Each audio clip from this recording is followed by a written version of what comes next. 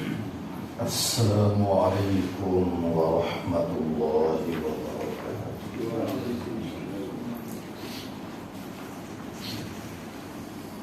Alhamdulillahi rabbil alamin.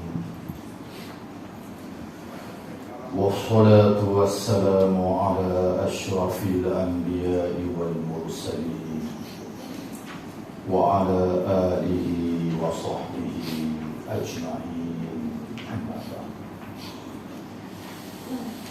Yang dihormati yang dikasihi Al-Fadhil wal Imam, seterusnya muslimin dan muslimat yang saya hormati dan saya kasihi sekalian. Alhamdulillah, pada malam yang mulia ini kita dapat meneruskan pengajian kitab Sahih Muslim kita. Lepas saya cuti lebih kurang sebulan lebih. Selepas bulan tu saya bagi tahu isi surah ni kita mula lama minggu yang lalu Tapi selepas bulan tu saya keluar tengah hari dia ini rasa senang mata. Lepas tu ada janji dalam seminggu lebih lepas dengan doktor pakar dia tengok radang itu masih ada jadi radang dia termewah-mewah dalam tengok mata kasar dan apa dah. Ni rasa okey saya mengajar dalam beberapa malam dan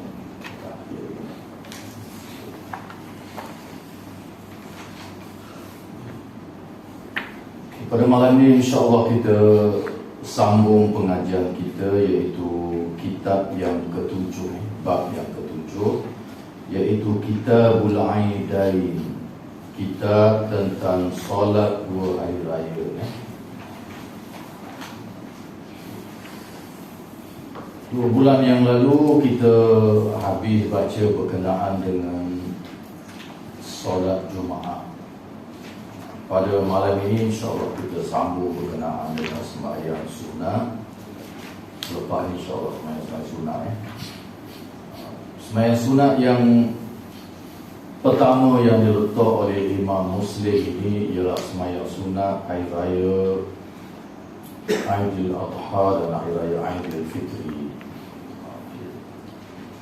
Sembahyang sunat ini nanti banyaklah akan bertemu.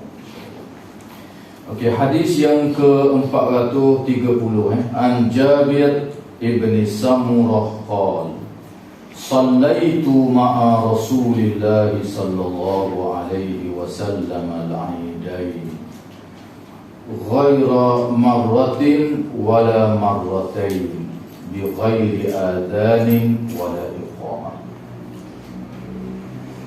Dari Jabir bin Samurah radhiyallahu taala anhu,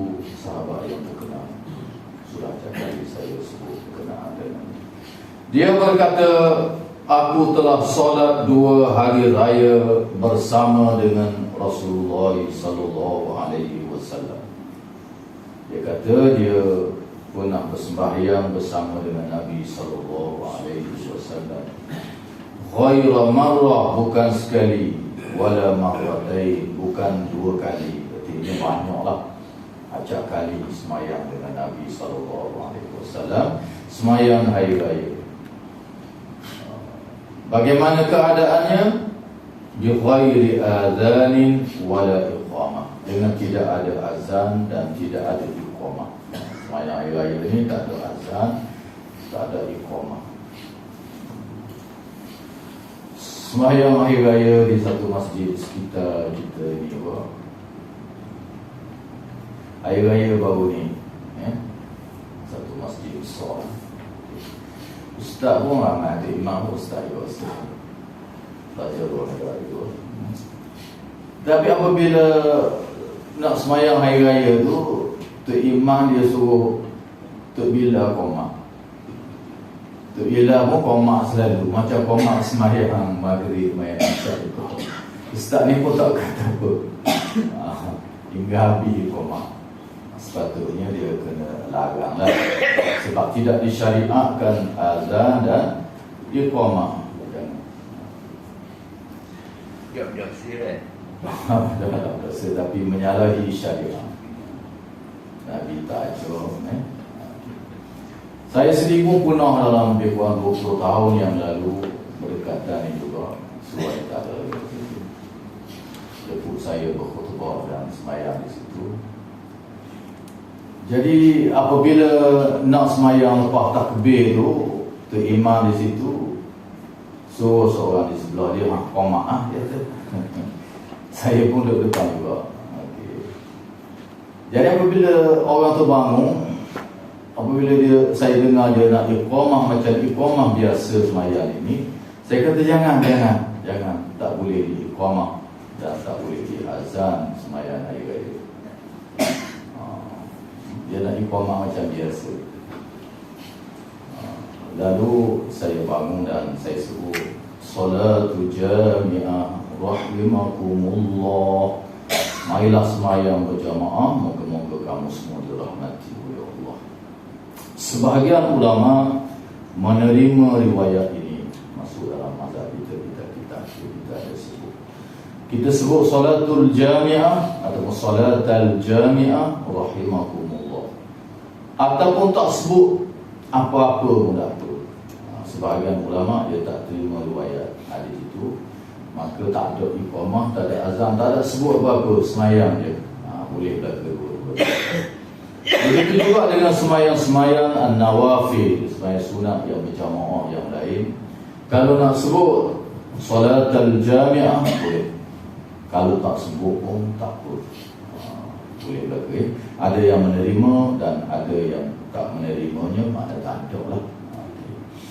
Dan antara sembahyang yang tak diiqamah dan tidak diazankan ini ialah sembahyang hari raya Aidilfitri dan hari raya Aidil-Adha.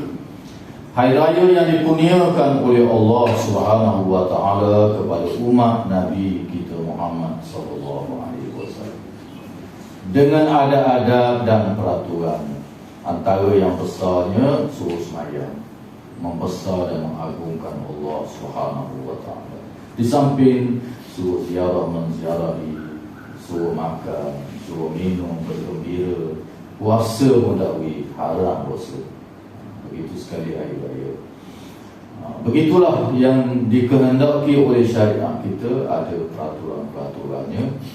Dan antaranya ialah disuruh kita bertakbir, membesar dan mengagungkan Allah. Bagaimana lafaz takbir yang kita baca itulah. Cuma ada sedikit perbezaan lafaz. Setengah mazhab itu ada beza lah. Kalau kita dengar orang Arab mungkin ada beza sikit. Dan ada yang lain, termasuk yang besarnya semayang hari raya. Nabi ke Habib mari semayang hari raya. Okay.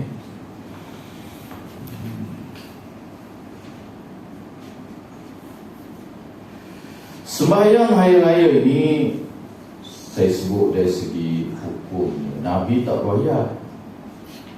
Kebanyakan hari-hari Nabi yang telah kita baca sebelum ini dan akan datang, Nabi tak royak benda ni wajib, benda ni sunnah, benda ni makruh, tak ada.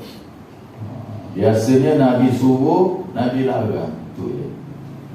Nabi perintah, Nabi larang. Ulama yang kemudian barulah membincangkan, adakah suruhan ini wajib, suruhan ini sunnah, larangan yang haram, larangan yang makruh. Kemudian pula baru timbul perbincangan meletakkan hukum hakam ini. Kalau dalam hadis kan Nabi suruh, Quran pun gitu juga. Wa ma atakumur rasulu fakhuzu. Apa yang Nabi bawa, kamu ambil. Apa yang Nabi larang, kamu tinggal. Para sahabat, Nabi suruh ke, buat dulu. Nabi larang, tinggal. Semalam saya dengar dari satu tempat, dalam berkenaan dengan istinja, Nabi perintah supaya jangan kita beristinja menggunakan tangan kanan. Dan jangan kita memegang kemaluan kita ketika istinja menggunakan tangan kanan. Hendaklah kita menggunakan tangan kiri. Basuh istinja pun tangan kiri. Itu je Nabi royak. Nabi tak payahlah wajib ke sunnah ke, tak payah. Dalam Bukhari baik, dalam Muslim baik, dalam sunnah-sunnah baik. Macam tu je yang datang dari Nabi SAW. Ulama kemudian pula dia kata larang ni haram ke makruh. Nabi larang semua terima sebab hadis-hadisnya sahih, ada dalam Bukhari, Muslim dan lain-lain. Tapi apa hukumnya? Nabi tak ada. Nabi larang. Okay. Lalu jumhur ulama, majoriti para ulama letak kita menyentuh kemaluan dengan tangan kiri ini dan juga basuh dengan tangan kiri sunat hukum.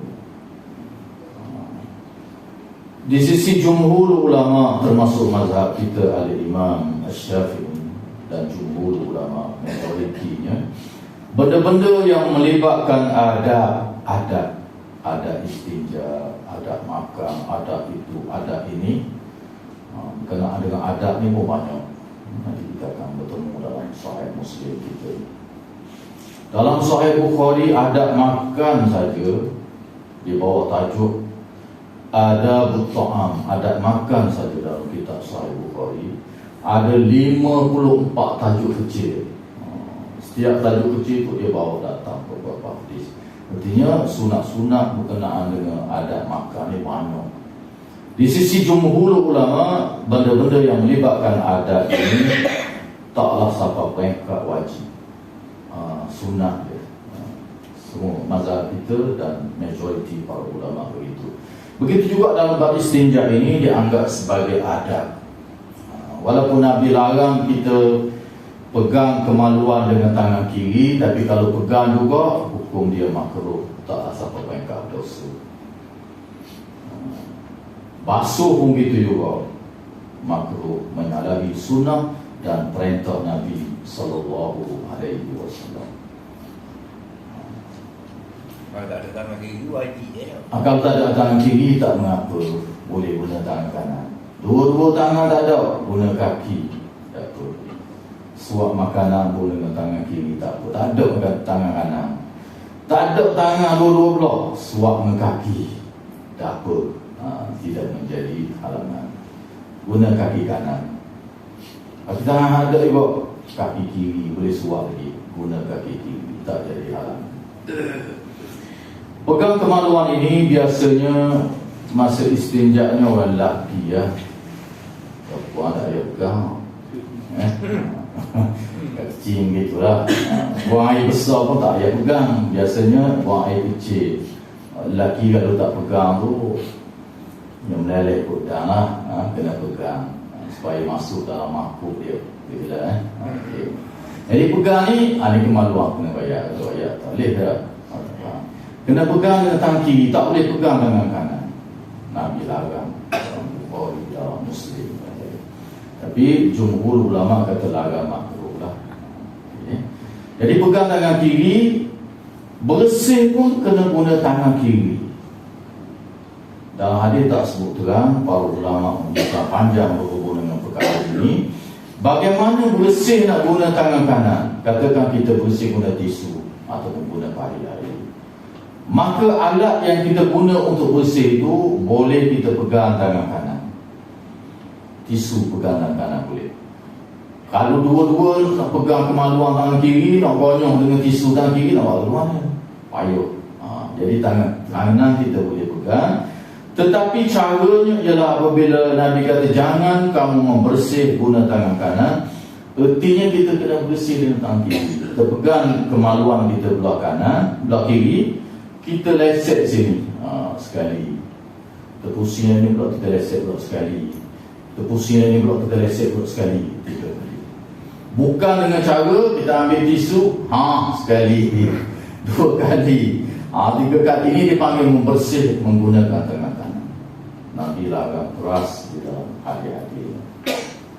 Tapi jarang orang tahu kalau hadis baru benda-benda seperti itu. Jadi jangan guna tangan kanan. Kalau nak basuh air besar gitu juga, pakai air, pegang air tak apa tangan kanan. Tapi nak konyol tu mesti tangan kiri, kemaluan depan baik, kemaluan belakang baik. Kalau kiri nak pegang kiri, lepas tu nak basuh dengan kiri, nak buat ke mana? Tak boleh buat. Maka begitulah kata para ulama cara dia. Dalam mazhab kita sunat, hukumnya kita guna tangan kiri. Kalau pegang juga makruh. Nabi larang pegang tangan kiri ni masa istinja. Dan kalau masa lain lalu mana? Masa lain jika sekiranya ada keperluan tak perlu dia pegang tangan kanan. Bab masa bersih ni melibatkan najis istinja depan dan belakang, kotor, cemar. Kaedah kata Al-Imam An-Nawawi dalam kitab dia Syarah Sahih Muslim, dasar dalam syariat ni yang molek, yang baik kanan, yang cemar, yang tak berapa molek kiri. Basuh tai ayam tangan kiri, sunat. Pegang kitab, pegang pen kanan. Makan nasi kanan. Semua yang baik kanan. Masuk tanda dianggap cemar, masuk kaki kiri. Tubik di luar lebih baik daripada tanda, maka kanan. Begitulah dalam semua hal, termasuklah dalam bab istinja. Istinja ni ada orang tanya boleh tak nak pakai tisu? Memang boleh. Memang sabit dengan hadis-hadis Nabi dalam Bukhari, Muslim dan lain-lain, bahawa Nabi ada istinja guna air, ada istinja guna batu, dan guna benda-benda yang besar. Boleh. Ini diperakui oleh semua imam-imam mazhab, semua mazhab. Sebab sabit dengan hadis-hadis yang sahih, Nabi ada guna batu. Cuma dari sudut afdaliyah, mana yang lebih afdal tu khilaf. Yang pertama, sebahagian besar ulama setuju guna dua-dua, guna tisu, benda besar, dan guna air. Yang pertama, kita buang dulu air najis belakang ke depan, ke buang dulu, sehingga hilang air yang utama, yang kotor tu, baru basuh. Itu lagi baik, lagi suci. Kita tak menyentuh najis maknanya. Yang kedua, menggunakan air lebih baik kerana dia lebih suci. Itu dari segi pandangan para fuqaha. Nabi tak ada bayar dah. Sebahagian ulama pula menggunakan benda-benda yang besar ini lebih afdal. Ramai juga ulama yang berpilihan demikian. Di antaranya mazhab Maliki, Imam Malik, guna benda besar dan tisu ini lebih afdal. Bahkan dalam mazhab Maliki, walaupun dikritik ramai para ulama, ijtihad dia begitu, makruh kita istinja menggunakan air dan menggunakan air. Sunat guna benda besar dan batu, makruh guna air. Wan siapa makruh guna air? Sebab dia kata kalau kita basuh gitu tu, maka tangan kita akan kena kotoran, najis. Orang pernah tanya Abdullah ibn Umar radhiyallahu anhuma, mana yang lebih baik, guna air ke guna benda-benda yang besar? Abdullah bin Umar kata guna benda yang besar lebih baik. Dan begitu juga Imam Malik bin Anas ini, mazhab Maliki ini selalu saya sebut dah, pegangan dasar dia banyak mari hadis daripada Abdullah bin Umar. Sebab Imam Malik ni belajar dengan Nafi'. Nafi' ni anak murid Abdullah bin Umar, sahabat Nabi. Dia berkhidmat dengan Abdullah bin Umar lama. Kemudian Abdullah bin Umar merdeka dia, jadi orang merdeka, dan dia merupakan kibarut tabi'in, ulama tabi'in yang besar di Madinah. Imam Malik banyak dia hadir melalui dia. Nafi' ini menceritakan bahawa sepanjang dia bertugas dengan Abdullah bin Umar, dia tak pernah istinja menggunakan air. Artinya guna batu dan guna benda-benda yang besar. Di atas dasar ini, Imam Malik kata Abdullah bin Umar ni orang yang berkuat, berpegang dengan sunnah Nabi. Maka di sisi dia lebih baik guna benda besar. Dan kalau guna air juga makruh, dia kata. Nabi tak ada bayar dah. Tetapi Itu daripada Abdullah bin Umar. Tapi daripada Anas bin Malik, daripada Jabir, dan daripada ramai lagi para sahabat, ada dalam Bukhari dan Muslim kita yang telah kita baca dulu. Nabi pun ada guna air. Jadi tak ada makruh lah. Mazhab lain tak makruh, boleh guna belaka dua-dua. Tapi mazhab Malik, dia kerana dia kuat berpegang dengan riwayat Abdullah bin Umar tu, pun dijadikan sandal. Dan Abdullah bin Umar dah ajin guna air, dia paling antara sahabat yang disebut oleh sahabat-sahabat lain yang sangat kuat berpegang dengan sunnah Nabi. Abdullah bin Umar. Jadi dia tak tengok Nabi guna air. Sepanjang yang dia tengok guna batu. Pasal tu dia suruh guna batu dan benda-benda yang besar. Abdullah bin Umar ini, sebagaimana selalu saya sebut, musafir daripada Mekah Madinah tu, kat mana Nabi berhenti, situ dia berhenti. Kat mana Nabi semayang, di situ dia semayang. Kat mana Nabi tambah unta, situ dia tambah unta. Parking kereta lah, dia ikut bebas dah. Tapi dia ikut tadi. Pernah musim haji, dia mengetuai rombongan haji zaman Nabi tak ada dah. Dekat dengan Mekah dah, dia suruh berhenti satu tempat. Tiba-tiba dia pergi ke satu tempat yang ada pohon-pohon kayu. Dia buang air di situ. Kemudian dia mari dekat orang ramai, dia beritahu, aku pernah musafir bersama dengan Nabi ke Mekah. Nabi berhenti di sini. Dan Nabi buang air tempat aku buang air, sebab tu aku berhenti, kata. Begitu sekali dia mengikuti sunnah. Di dalam kitab Sunan, dalam buku Muslim tak ada. Satu tempat dia pergi, dia menyuruh itu, tunduk belakang dia. Ulama tabi'in tanya, dah pasal apa buat dia ni? Tak ada apa-apa. Dia kata, suatu ketika dulu aku pernah mari dengan Nabi kat sini. Dulu ada pokok di sini, tapi pokok tu dah ditebang. Ada pokok dan ada dahan dia menjuntai. Nabi nak lalu, dahan tu ada sakok. Lalu Nabi nyuruh, maksudkan kita tak mau pokok. Lalu aku buat juga, walaupun pokok tu tak ada. Itu Abdullah bin Umar radhiyallahu anhu. Kuat dia dari segi berpegang dengan sunnah dan peninggalan Nabi SAW, terutama mazhab Malik. Kalau mari daripada dia kan, dia pakai selalu. Kalau dia tak buat tu, macam istinja tak guna air ni, dia pegang menjadi dasar. Kalau buat juga makruh. Walau bagaimanapun, jumhur ulama, majoriti para ulama menganggap tidak makruh kerana sabit Nabi sendiri guna air dalam beristinja. Sebagai contoh lah. Bak makan itu juga, makan minum tu telah itu budaya dulu. Contohnya jumhur ulama termasuk mazhab kita, makan ni dipanggil adab. Maka adab ini walaupun Nabi perintah, sunnah hukum dia, tak apa-apa yang tak wajib. Hadir-hadirnya banyak. Anak tiri Nabi nama Umar, makan di rumah isteri dia. Umar ni kecil lagi masa tu. Dia ambil makanan dengan tangan kiri, Nabi pegang tangan dia. Ya ulam, dalam buku dia ada, dalam Sahih Muslim kita ada, dan kita tahu. Dia kata, ya ulam, Samillah, kul biyaminik, kul mimma yalik. Wahai ulam, wahai budak. Ini panggilan manja untuk budak-budak.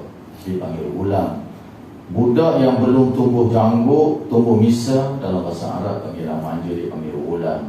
Kalau tumbuh dah janggut misa ni, dia panggil syabun, pemuda.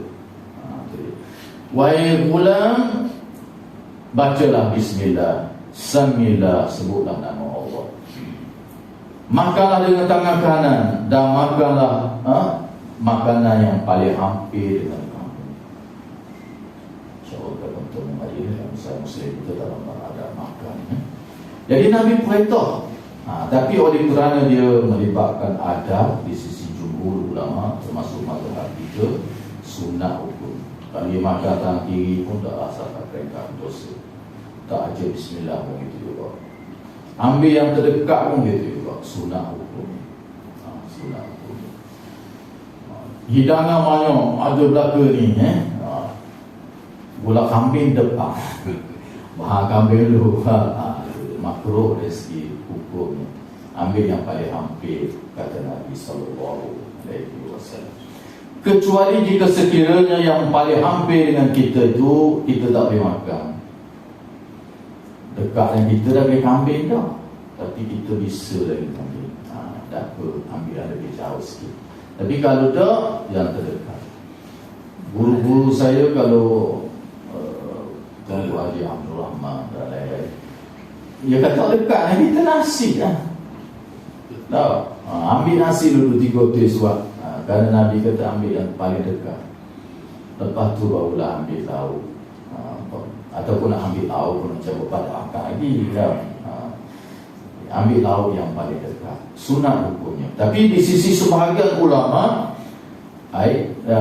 di sana ada hadis-hadis yang macam Nabi marah.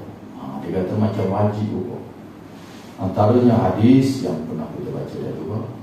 Soal sahabat itu dia makan tangan kiri. Nabi kata makan dengan tangan kanan. Dia kata dia tak mampu ya Rasulullah nak angkat tangan kanan, dia tak mampu. Padahal dia mampu. Lalu Nabi kata mudah-mudahan mudah mampu sungguh. Akhirnya orang tu tak mampu sungguh angkat tangan dia ke mulut dia sampai ke mati. Sahabat Nabi. Jadi sebahagian ulama, termasuk ulama ahli zahir yang lihat secara zahir nas seperti Ibnu Hazmin Al-Andalusi dan lain-lain lagi, dia kata macam wajib makan tangan kanan. Ramai juga yang berpendapat wajib. Sebab kalau sunat, lazimnya Nabi tak marah. Nabi suruh sembahyang sunat, puasa sunat, Isnin kami. Tapi orang tak puasa, Nabi tak marah. Sembahyang sunat Ba'diyah Maghrib, Nabi suruh, tapi orang tak buat, Nabi tak marah. Tapi Nabi marah. Dan Nabi doa pula supaya tak boleh angkat tangan. Kalau sunat tak kalah, siapa perintah Nabi doa begitu rupa. Maka sebahagian ulama kata wajib. Walau bagaimanapun ini termasuk khilaf di kalangan ulama dahulu lagi. Kembali pada sembahyang hari raya kita ini pun begitu juga. Nabi suruh mari je, laki, orang kecil, besar, hit pun suruh mari hari raya.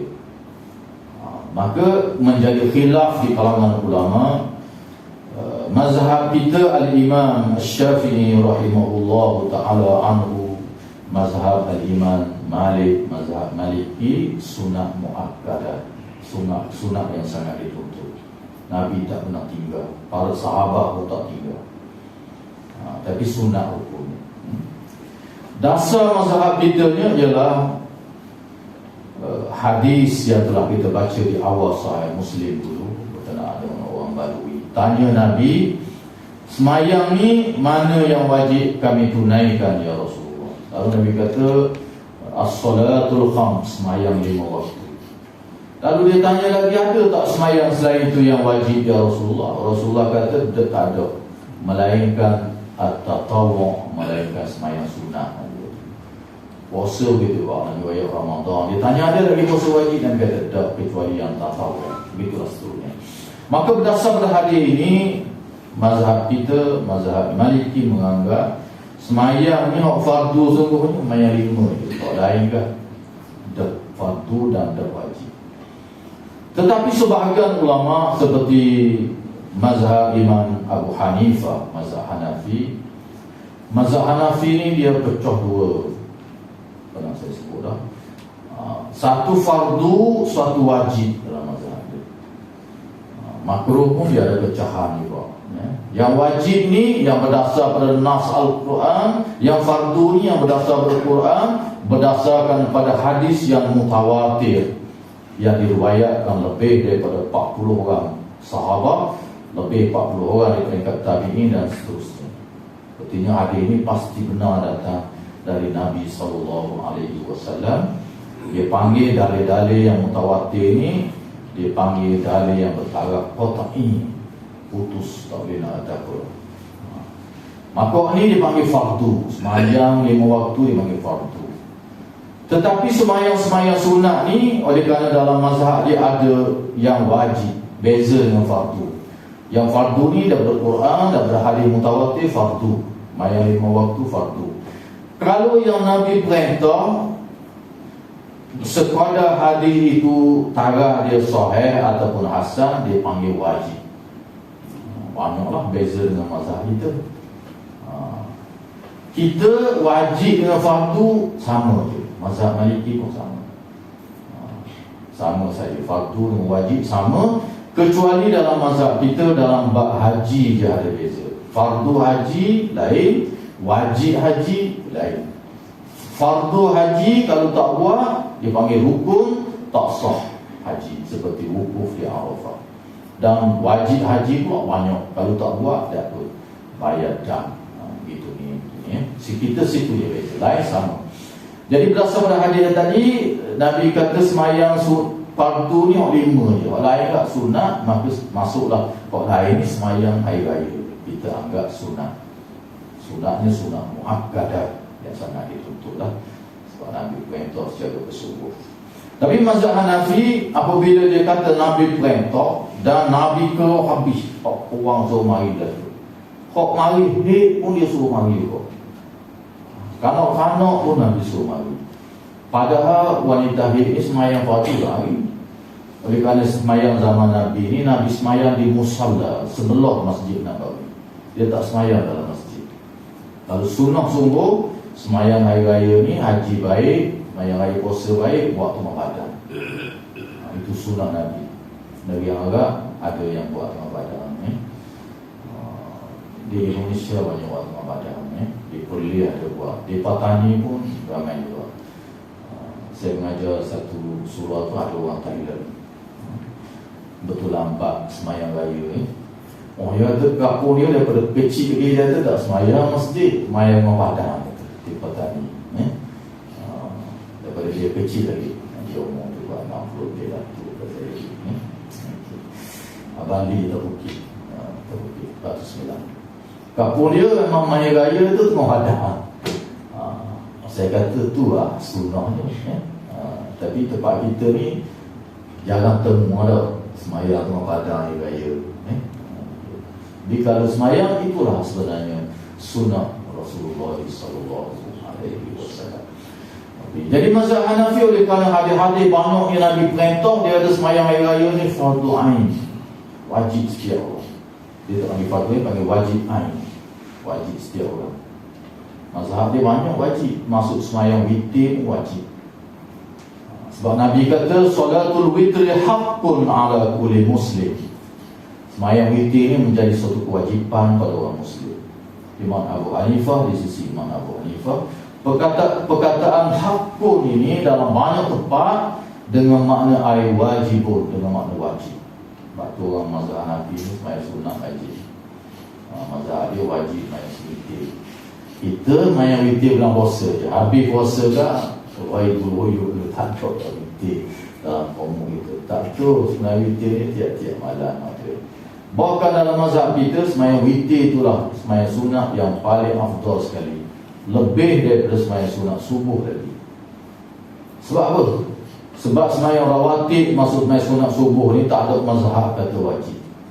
Walaupun kelebihan dia besar dalam hadis kita baca baru ni, Sahih Muslim kita Nabi kata rakaatai fajri khairum minad dunya wa ma fiha. Lebih baik daripada dunia dan segala isinya. Besar kelebihannya. Sahih hadisnya ada dalam Muslim kita dan lain-lain. Tapi tak ada ulama kata wajib. Semayang witir ada kata wajib. Kerana dalil-dalilnya yang keras berhubung dengannya. Termasuklah semayang hari raya ni Nabi keluar belaka. Sebab tu di sisi Imam Abu Hanifah mazhab Hanafi dia panggil wajib ain. Mazhab Hambali Imam Ahmad bin Hanbal, oleh kerana tak pernah tinggal benda ni, Nabi buat, para sahabat buat, generasi salafus salih tak pernah tinggal, dia anggap sebagai fardu kifayah. Maknanya tak boleh dalam satu kampung tu tinggal perbuatan ni, fardu kifayah, mesti kena ada. Macam semayang jenazah mesti kena ada. Khilaf di kalangan ulama kerana dalil-dalilnya yang terpakai. Sebelum masuk hadis yang kedua, cara semayang hari raya. Panjang hadis yang kedua tu panjang, baca sekali lagi. Cara semayang hari raya ni ada sedikit perbezaan di antara pandangan para ulama kerana dalil-dalil yang datang yang berbagai. Antaranya ialah tentang takbir semayang hari raya. Kalau kita pergi kat lain tu mungkin kita akan tengok takbir dia tak sama. Mazhab kita takbir hari raya dalam semayang. Selepas takbiratul ihram kita baca doa iftitah. Lepas tu kita ada takbir sebelum baca Fatihah. Dalam mazhab kita 7 kali takbir di rakaat yang pertama.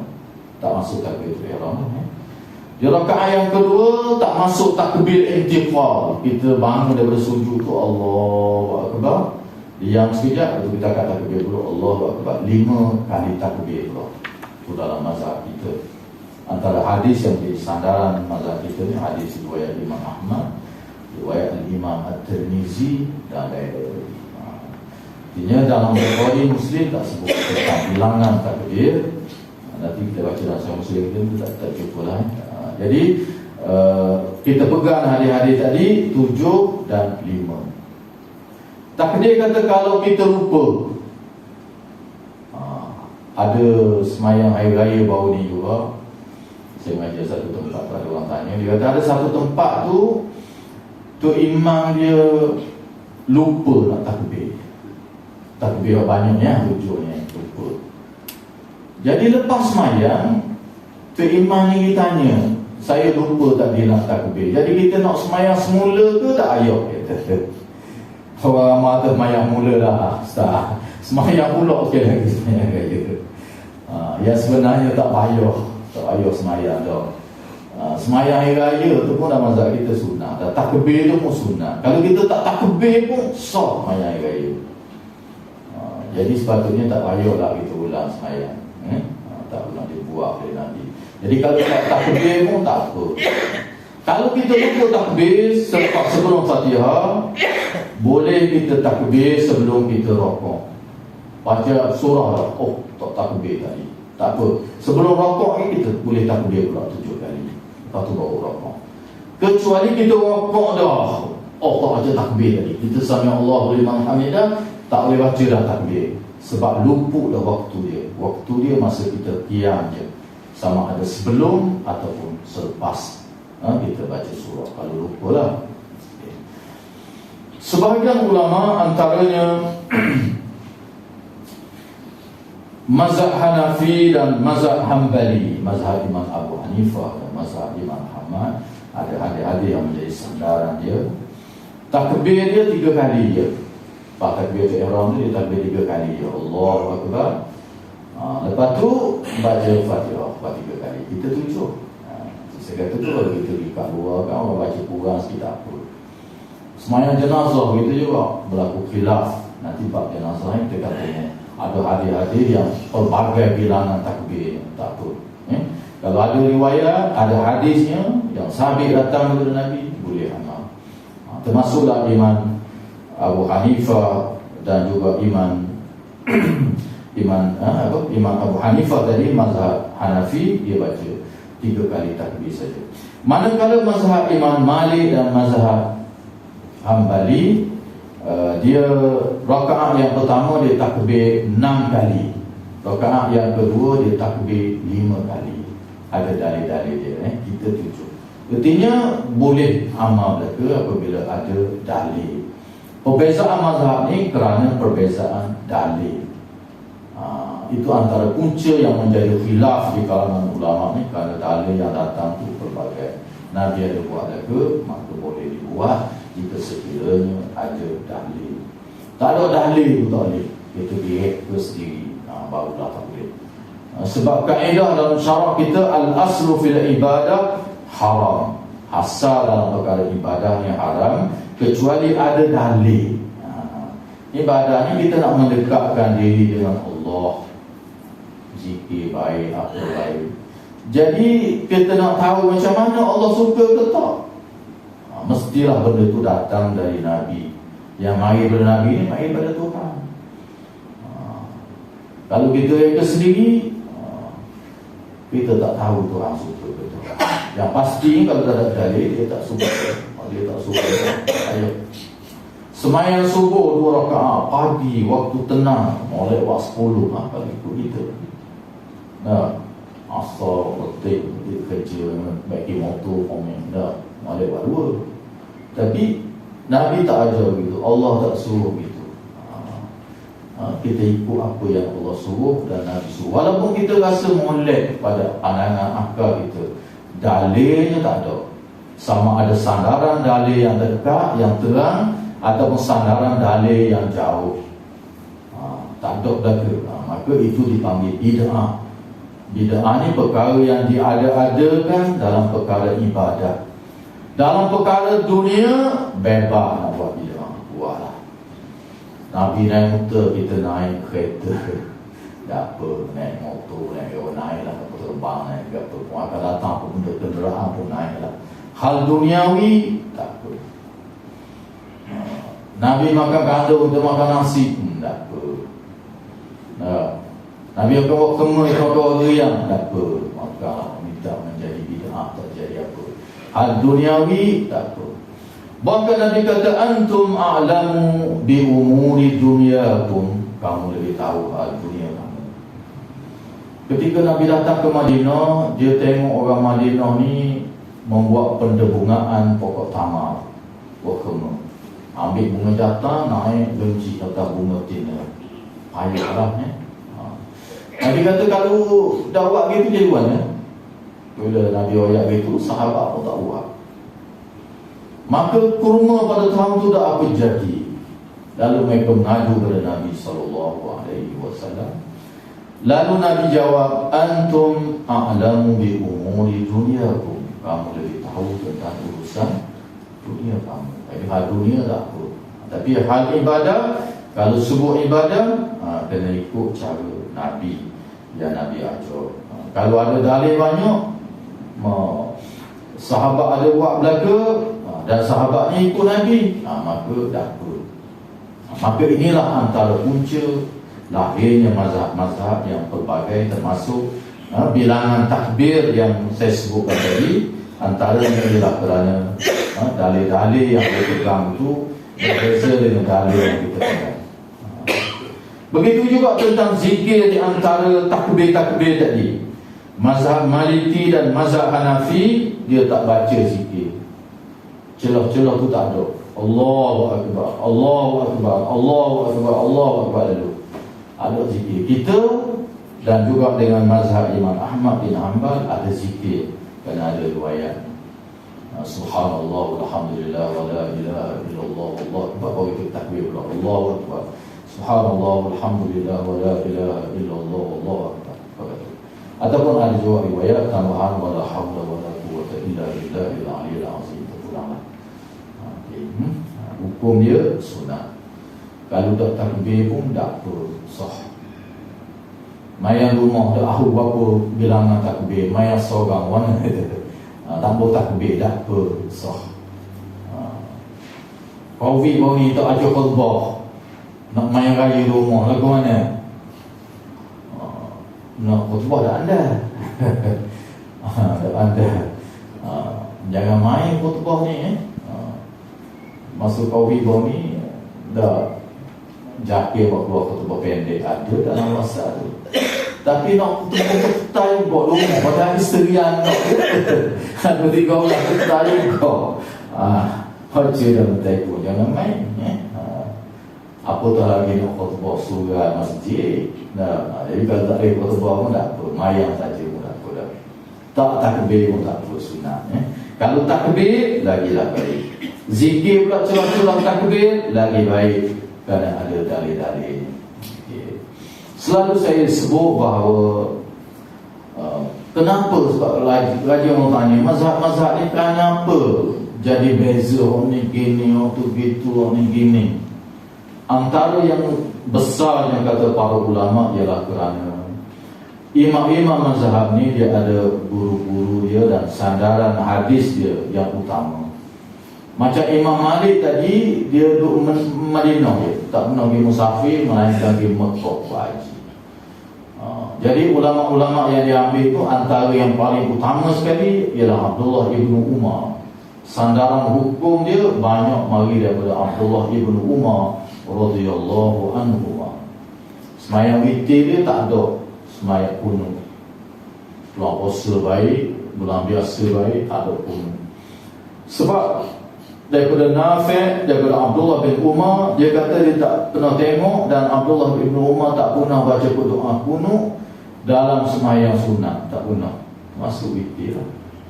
Mayang fardu, kunut nazilah dia baca jadi dalam sembahyang sunat dia tak pernah baca. Jadi mazhab Maliki tak ada kunut dalam solat sunat, termasuk dalam solat witir tak ada. Dalam bulan Ramadan pun tak ada. Kita Imam Syafi'i kita ambil hadis Nabi ada baca daripada zaman Sayyidina Umar. Sayyidina Umar ada dalam riwayat Imam Ibn Khuzaimah, di mana Sayyidina Umar suruh baca 15 akhir Ramadan sehingga habis Ramadan. 15 hari lah, bulan-bulan lain tak ada. Tapi mazhab Imam Ahmad, mazhab Hanafi, kunut ni dia baca tiap-tiap malam. Tiap-tiap malam. Sebab witir ni ada tiap-tiap malam. Kerana doa kunut yang kita baca dalam sembahyang subuh itu, kita dah baca dalam Sahih Muslim kita dulu dalam bab solat subuh. Dalam bab solat, di mana Nabi SAW mengajar doa kunut ni kepada Hasan, cucu dia, untuk dibaca dalam solat witir. Kita baca hadis dalam Sahih Muslim, dan hadis berhubung dengan perkara kunut ini dalam solat witir ni yang paling sahihnya yang dalam Sahih Muslim. Dalam Bukhari tak ada. Dalam Muslim, Hasan kata Nabi ajar kepada aku doa ini untuk dibaca, doa kunut ini untuk dibaca dalam solat witir. Allahumma hdini fi man hadai, hingga akhir yang kita baca solat subuh. Kalau ikut hadis Sahih subuh dalam Sahih Muslim ni dibaca dalam sembahyang witir. Sebab itu mazhab lain, mazhab Hanafi, mazhab Hanbali ni dia tak baca dalam solat subuh. Kalau ada, sahabat akan dengar mereka dalam riwayat. Allahumma hdini pun yang paling sahihnya dalam Sahih Muslim itu Nabi ajar kepada Hasan dalam doa kunut. Jadi dua mazhab, mazhab Hanafi, mazhab Hanbali. Jadi Hasan kata Nabi ajar suruh baca dalam sembahyang witir. Sembahyang witir ada tiap-tiap malam. Maka doa kunut ni dibaca tiap-tiap malam. Orang mazhab Hanafi, mazhab Hanbali, doa kunut yang dibaca subuh tu dia baca dalam solat witir tiap-tiap malam. Dalam subuh dia tak baca. Yang ada dalam Sahih Bukhari, Sahih Muslim yang kita akan baca, yang telah kita baca dulu, ialah kunut nazilah. Kunut nazilah ni hampir semua sahabat meriwayatkan. Apabila kita menerima malapetaka, wabak dan sebagainya, perang dan sebagainya, Nabi baca doa kunut. Kunut ni doa, mana dia doa dibaca dalam sembahyang fardu. Baca dalam sembahyang fardu, Zuhur, Asar, Maghrib, sehinggalah malapetaka dan fitnah itu terangkat, peperangan itu selesai, baru berhenti. Begitulah doa kunut nazilah ni ada dalam Bukhari, Muslim, ada juga berbagai sahabat meriwayat juga. Tapi subuh itu yang jadi khilaf sebab tak ada. Ada seorang sahabat dia kata aku sembahyang depan belakang Nabi, belakang Abu Bakar, belakang Umar, belakang Uthman, belakang Ali, semua mereka tak baca kunut. Anak dia tanya sahabat ini, hadis ini ada dalam Bulughul Maram, kitab saya mengajar di Batu 9 ada. Jadi dalam yang disusun oleh Imam Ibn Hajar. Jadi seorang ulama tadi ini ditanya ayah dia, macam mana dia kata masa tu dah ada dah orang baca kunut subuh. Lalu sahabat ni kata, aku semayang di belakang Nabi, di belakang Abu Bakar, belakang Umar, belakang Uthman, semua mereka tak baca kunut dalam solat subuh. Kalau orang baca, dia kata muhdis, ini adalah perkara baru, aku tak pernah dengar. Ini adalah perkara baru. Muhdis ini makna bid'ah lah. Maknanya sebab tu kalau dalam kitab-kitab mazhab Hanafi ni kerah, sebab dia bagi adik-adik ni. Tapi kalau dia mari kat kita sembahyang subuh, kita baca kunut, dia tak angkat tangan lah. Tengok Pakistan apa dia diam je lah. Sebab kalau baca pun dalam mazhab dia taklah siapa pengkat jadi batal sembahyang. Cuma dia kata tidak sunnah, kecuali ada malapetaka yang dipanggil kunut nazilah baru ada dalam mazhab dia. Mazhab kita kunut nazilah ada, kunut subuh pun kita pakai hadis antara hadis riwayat Al-Imam Ibn Khuzaimah. Kita mazhab Syafi'i ini kalau nak tengok dalil-dalil mazhab kita ada dalam hadis riwayat Imam Ibn Khuzaimah, ulama besar dalam mazhab kita. Dia buku bucah-bucah mazhab Imam Syafi'i rahimahullahu ta'ala anhu. Dan antara yang menjadi sumber rujukan besar dalam mazhab kita ni ialah hadis daripada Ibnu Abbas. Kalau Imam Malik daripada Imam mazhab Maliki daripada Ibnu Umar, kita daripada Ibnu Abbas. Kalau mazhab Imam Ahmad bin Hanbal, mazhab Imam Abu Hanifah, mazhab Hanafi, dia orang Iraq. Dia bukan orang Arab. Imam Ahmad ni dia sempat lagi dengan sebahagian sahabat yang kecil, tapi dia banyak ambil daripada tabi'in yang anak murid pada Abdullah ibnu Mas'ud, sebab Abdullah ibnu Mas'ud ni duduk di sana. Jadi hadis-hadis mereka banyak datang daripada Abdullah ibnu Mas'ud, sandaran hukum dalam mazhab Hanafi. Imam Ahmad bin Hanbal pula dalam sandaran dia lebih banyak diambil daripada Abdullah Amr bin Al-As. Jika sekiranya empat orang sahabat yang berbeza meriwayatkan hal sesuatu benda dalam agama kita, lazimnya menjadi khilaf dalam empat mazhab. Sebab ni pegang hadis ni, orang pegang hadis ni, orang pegang hadis ni, menyebabkan perbezaan. Tapi kalau kita tengok, ianya datang daripada Nabi belaka dia buat. Termasuklah bilangan takbir raya, semayang takbir, semayang jenazah. Jika sekiranya ada dalil, boleh kita ikut. Kalau tak ada dalam kitab fiqh kita ni, tak apa, tak ada masa ada dalam hadis yang sahih, boleh buat. Kita ni wajib ikut Nabi. Kita ikut imam-imam mazhab sebab dia ikut Nabi, boleh ikut. Jadi kalau bukan daripada mazhab kita pun, tapi dia ikut Nabi, boleh ikut, tidak menjadi halangan. Mayang raya tahun ni malah nak baca tasbih, nak takbir aja lah, tak apa. Nak buat 3 kali je, rakaat pertama nak buat 3, nak buat 3, tak apa. Okay. Jika sekiranya dia sabit datang dari Nabi sallallahu alaihi wasallam, biar kita faham gitu, bahawa kita tidak jadi ta'assub. Oh ni ada dalil, ya. Oh ni ada dalil, ya, buat dia. Jangan tak ada dalil, sudah. Dia ada reka sendiri. Jangan dalam perkara ibadah yang tidak ada dalil dan tidak ada nas. Mana yang ada reka ni? Yang tak ada nas. Kalau tak ada nas, maka tidak boleh kita mengada-ngadakan dalam perkara agama. Selagi dia ada dalil dan dalil itu sahih, walaupun mazhab kita tak gabung, kita boleh amal. Sebab kita ni disuruh mengikut Nabi sallallahu alaihi wasallam. Selagi sandaran hukum yang ada dalil, maka boleh kita melakukan. Sebab itu saja kuliah kita pada malam ini. InsyaAllah hari yang kedua panjang, kita beri kepada tampil insyaAllah. Aku lupa qauli hadza wa astaghfirullahalazim li wa lakum. Wassalamualaikum warahmatullahi wabarakatuh. Aku